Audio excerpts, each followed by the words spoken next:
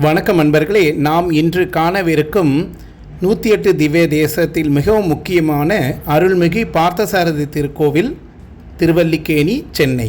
மூலவர் பெயர் பார்த்தசாரதி, உற்சவர் பெயர் வேங்கடகிருஷ்ணன், தாயார் பெயர் ஸ்ரீதேவி பூதேவி, அம்மனின் பெயர் ருக்மணி, தலவிருக்ஷம் மகிழம் மரம், தீர்த்தம் புஷ்கரணி கைவிரணி, ஆகமம் பூஜை வைகானசம், புராண பெயர் பிருந்தாரண்ய கஷேத்திரம். பெருமாளின் மங்களாசாசனம் பெற்ற 108 திவ்ய ஸ்தலங்களில் இது 61வது திவ்ய ஸ்தலமாகும். 9 அடி மூலவர், சாரதிக்குரிய மீசையோடு இத்திருத்தலத்தில் மட்டுமே என்பது மிகவும் சிறப்பாக கருதப்படுகிறது. குடும்ப சமேதரராக பெருமாள் காட்சியளிக்கிறார்.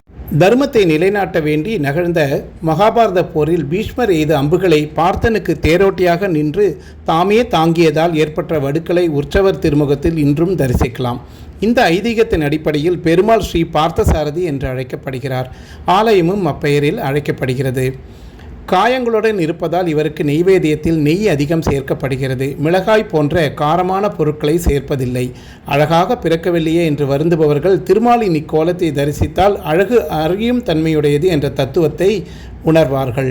முன்னொரு காலத்தில் திருமாலை தனது மருமகனாக அடைய பிருகு மகரிஷி இத்தலத்தில் தவம் இருந்தார். அப்போது இங்கிருந்த புஷ்கரணியில் மலர்ந்த அல்லி மலரில் தாயார் தோன்றினார். பிறகு அவருக்கு வேதவல்லி என்று பெயரிட்டு வளர்த்தாள். அவருக்கு திருமண பருவம் வந்தபோது திருமால் ரங்கநாதராக இத்தலம் வந்து அவளை திருமணம் செய்து கொண்டாள்.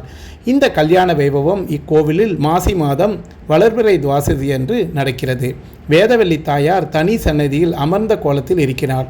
இவள் கோவிலை விட்டு வெளியே வருவதில்லை. அதனால் தான் படிதாண்டா பத்தினி என்று அவளை அழைக்கின்றனர்.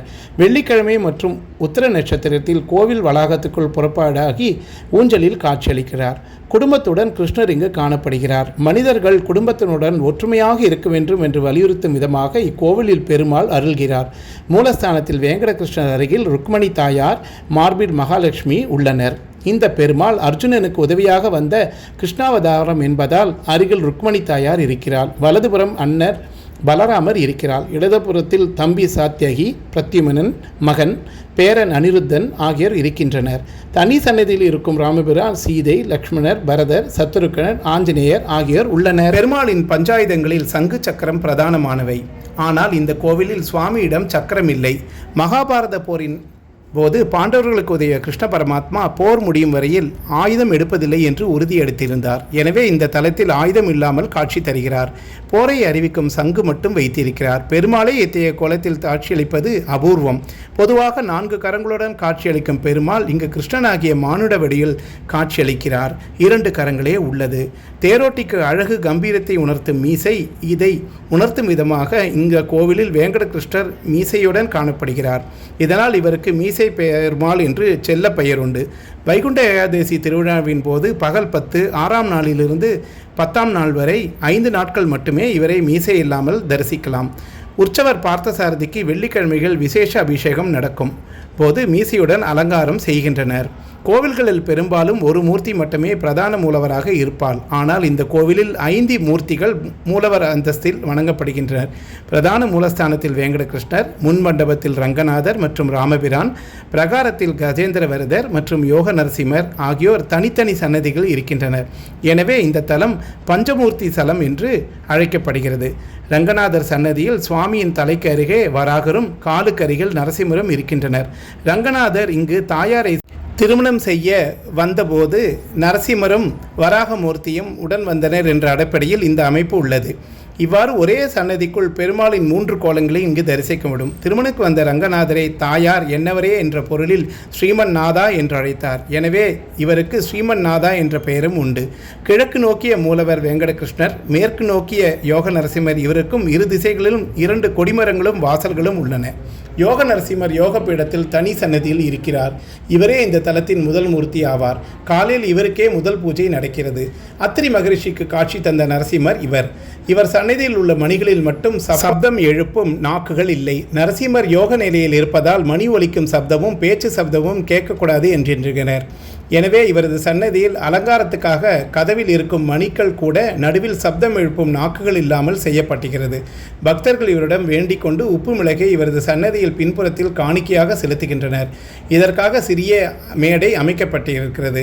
இதனால் நோய்கள் நீங்குவதாக நம்பிக்கை. மற்ற தலங்களில் குறிப்பிட்ட நாளில் குறிப்பிட்ட நேரத்தில் தான் கருட சேவை வைபத்தை காண முடியும். ஆனால் இங்கு வருடம் 365 நாட்களும் கருட சேவை தான். காரணம், கஜேந்திரனுக்கு மோட்சம் அருளிய அந்த கஜேந்திர வரதர் மூலவர் கருடாழ்வார் மேல் நித்தியவாசம் செய்கிறார்.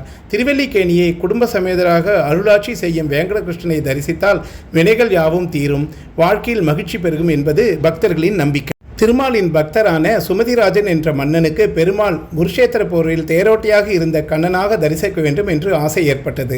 தனக்கு அந்த காட்சியை தந்தருளும்படி பெருமாளிடம் வேண்டியார். சுவாமியும் இங்கு தேரோட்டியாக காட்சி அளித்தார். மகிழ்ந்த மன்னர் அதே கோலத்தில் தங்கும்படி வேண்டவே பாரத போரில் அர்ஜுனனுக்கு சாரதியாக இருந்த கோலத்தில் எழுந்தருளியுள்ள பெருமாள் ஆயுதம் எதுவும் எடுப்பதில்லை என்ற சபதிற்கேற்ப ஒரு கையில் சங்கு மட்டும் ஏந்தியிருக்கிறார். பாரத போரில் அர்ஜுனன் மீது பீஷ்மர் தொடுத்த அம்புகளை எல்லாம் முன்னின்று ஏற்றுக்கொண்டு அர்ஜுனனுக்கு வெற்றி தேடி கொடுத்ததை விளக்கும் வகையில் இன்று பார்த்தசாரதி பெருமாள் முகத்தில் அம்பு வடுக்கள் காணப்படுகின்றன. வேங்கடகிருஷ்ணர் என்று பெயர் பெற்றார். இத்தலத்து உற்சவர் பார்த்தசாரதி ஆவார். பிற்காலத்தில் இவர் பிரசித்தி பெறவே இவரது பெயரில் கோயில் அழைக்கப்பட்டது. வியாச முனிவரால் இங்கே பிரதிஷ்டை செய்யப்பட்டார் என்கிறது ஸ்தல புராணம். இங்கு காணப்படும் மூலவர் திருமேனியே கீதையில் பகவானின் சுரூபம் என்று கருதப்படுகிறது. நின்ற திருக்கோலத்துக்கு வேங்கடகிருஷ்ணர் இவரே மூலவர். அமர்ந்த கோலத்துக்கு தெள்ளிய சிங்கர் என்றிய ஸ்ரீ நரசிம்மர், கிடந்த கோலத்துக்கு மன்னாதார் எனப்படும் ஸ்ரீரங்கநாதர். இந்த 3 நிலைகளிலுமே வீரம், யோகம், போகம் ஆகியவற்றை பக்தர்களுக்கு அருள்கின்றனர். தியாகபீம முத்துசாமி தீட்சிதர், பாரதியார் ஆகியோர் இத்தலம் குறித்து பாடியுள்ளனர். குறிப்பாக பாரதியார் பாடிய கண்ணன் பாடல்கள் அனைத்தும் பெருமாளை பற்றியது என்று குறிப்பிடுவர். அனுதினமும் பார்த்தசாரதி பெருமாளை வழிபட்டிருக்கிறார். சங்கீத மேதை தியாகராஜ சுவாமிகள், தத்துவ மேதை விவேகானந்தர், கணித மேதை ராமானுஜம், அரசியல் மேதை சத்தியமூர்த்தி ஆகியோர் இத்தலத்துக்கு வந்து வழிபட்டுள்ளனர். பிரகாரத்தில் கஜேந்திர வரதர் கருடர் மீது காட்சியளிக்கிறார். எனவே இவரை நித்திய கருடை சாதிக்கும் பெருமாள் என்று அழைக்கின்றனர். திருக்கச்சி நம்பி, வேதாந்தாச்சாரியார், ராமானுஜர், மணவாள மாமுனிகள், சக்கரத்தாழ்வார், திருமழிசை ஆழ்வார் ஆகியோர் பிரகாரத்தில் இருக்கின்றனர். இந்த கோவிலில் சர்க்கரை பொங்கல் பிரசித்தி பெற்ற பிரசாதமாகும். ஒரு காலத்தில் துளசி காடாக பிருந்தா ஆரண்யமாக இருந்து பல்லவர்க மன்னர்கள், சோழ மன்னர்களால் திருப்பணி நடைபெற்ற தலம். திருக்கோவிலுக்கு எதிரே கைவிரணி என்கிற திருக்குளம் காணப்படுகிறது. இந்திர, சோம, மீன, அக்னி, விஷ்ணு ஆகிய 5 புனித தீர்த்தங்கள் இந்த திருக்குளத்தில் அடங்கியுள்ளதாக ஐதீகம். கங்கையை விட புனிதமானது இத்திருக்குளம் என்கிறது ஸ்தலபுராணம். ஸ்ரீ பார்த்தசாரதி லட்சார்ச்சனை பிப்ரவரி 10 நாட்கள், பிரம்மோற்சவம் ஏப்ரல் 10 நாட்கள். ஆயிரக்கணக்கான பக்தர்கள் கோவிலில் கூடுவர். மாதந்தோறும் இக்கோவிலில் திருவிழாக்கள் நடந்த வண்ணம் இருப்பது சிறப்பானது. வருடத்தின் அனைத்து நாட்களும் இங்கு உற்சவம் என்று சொல்லும் அளவுக்கு அலங்காரங்கள், புறப்பாடுகள் எப்பொழுதுமே விழா கோலம்தான். திருவல்லிக்கேணி கோவிலில் ஸ்ரீ ஜெயந்தி வினா யாதர்களை போற்றும் விதமாக கொண்டாடப்படுகிறது. கைத்தலத்தில் கண்ணன் சர்வ அலங்காரத்துடன் மகாமண்டபத்துக்கு எழுந்தருளி சங்குப்பால் அமுது செய்து பின் பார்த்தசாரதி பெருமாளுடன் திருமஞ்சனம் கண்டருள்வார். மறுநாள் கண்ணன் சேஷவாகனத்தில் மாத வீதிகள், யாதவ பெருமக்கள் இருக்கும் வீதிகளுக்கு செல்வார். அவர்கள் அன்புடன் தரும் பால், வெண்ணெய் மற்றும் பழங்களை ஏற்றுக்கொண்டு திருலோவிற்கு வருவார். இரவு புன்னை மகர வாகனத்தில் பார்த்தசாரதி பெருமாளுடன் திருவீதிகளில் எழுந்தருளி உரியடி உற்சவம் கண்டருள்வார். இத்தல பெருமாளை மனமுருக வேண்டினால் கல்யாண வரம், குழந்தை வரம் மற்றும் குடும்ப ஐஸ்வர்யம் ஆகியவை கிடைக்கும். நன்றி, வணக்கம். மீண்டும் சந்திப்போம்.